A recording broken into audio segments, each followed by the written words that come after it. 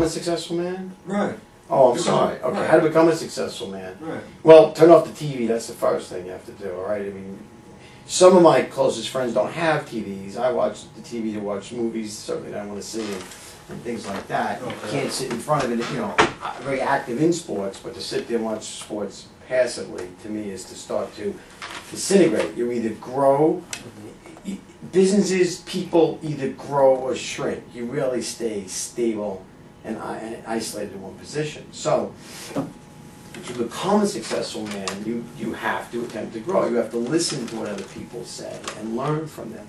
You have to do a lot of reading. History teaches you a lot. You have to read as well, in my mind, what's currently out there to understand what people are thinking and considering to be important.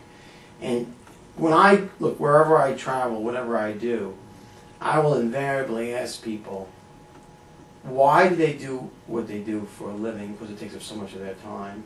And how did they get into it? And how did they arrive here? And there's not a person you can talk to who doesn't have a great story. I recently bought a hat in Manhattan, and it was a fairly young guy, and it's a very old company, Worth and Worth. And I asked him how he got into it, because it became obvious in talking to him he was an owner. He told me the most amazing story about how he became the owner of one of the oldest hat companies in the country. And his young architect, how he got to the point. I won't bore you with the details now.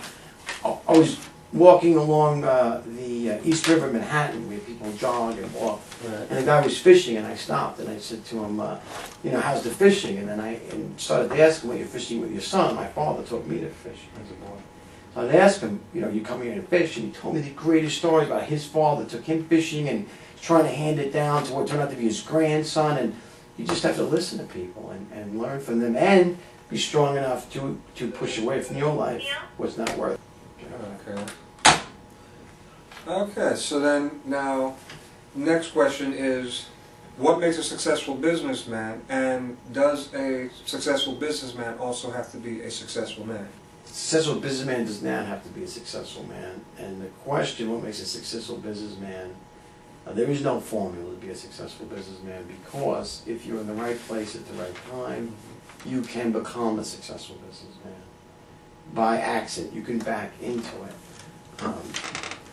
Now, if I had to say what would increase somebody's chances of becoming a successful businessman, well, if you have a strong code, and I think any man to be a man has to have a code that they're willing to live by, and certain values that are inviolate to that. And if you have that code and you apply